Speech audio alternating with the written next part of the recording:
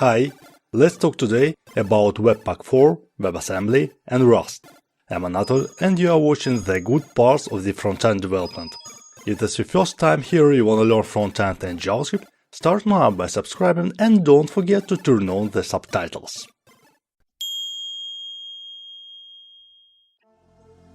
Webpack 4 is published. It contains faster builds, smaller bundles, about 10% smaller, and zero starting config. In addition, it supports module types and WebAssembly.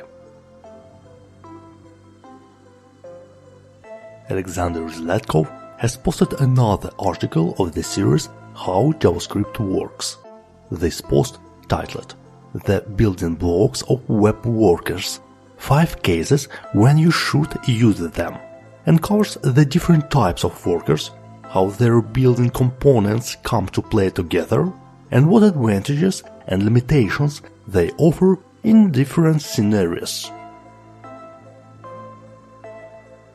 The next informative article in this series named The Rendering Engine and Tips to Optimize its Performance.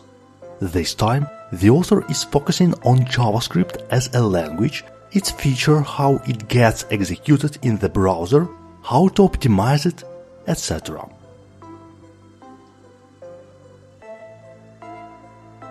Have ever you tried Cliffhanger in your project? This is a font optimizing tool for web. It removes unused characters in an intelligent way and is able to analyze your web pages in order to define an appropriate UTF symbols subset and languages. It also includes CLI version and can be incorporated into CI.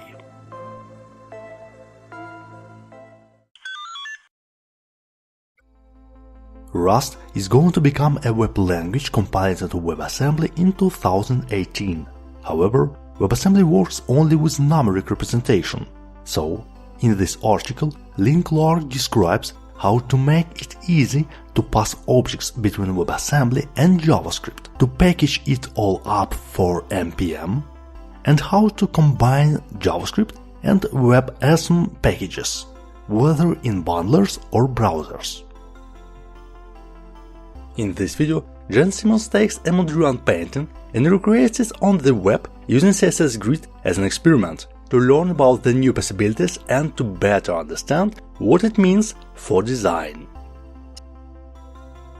Vitaly Zaidman, in his turn, has posted an overview of JavaScript testing in 2018. This guide is intended to catch you up with the most important reasoning, terms, tools, and approaches to JavaScript testing in 2018. In short, used just for unit and integration tests, and Test Cafe for UI tests.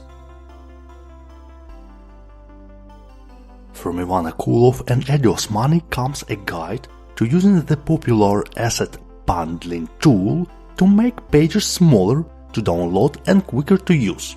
Have a look.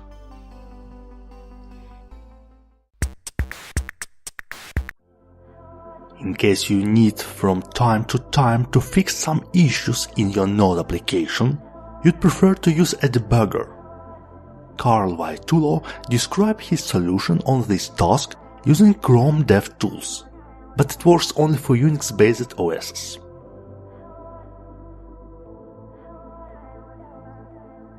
Rachel Andrew explores the use of media queries in responsive design in 2018, how they work alongside Flexbox and grid layout, and what's coming in the future.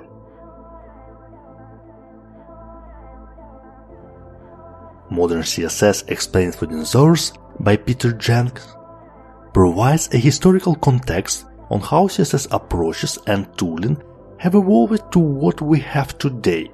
You can read about preprocessors, postprocessors, CSS in JS, and more. The last but not least point for today is an article titled Developing Games with React, Redux and SVG, Part 1. This is a mighty first step in a series on creating a game built around the mechanic of React and Redux controlling SVG elements.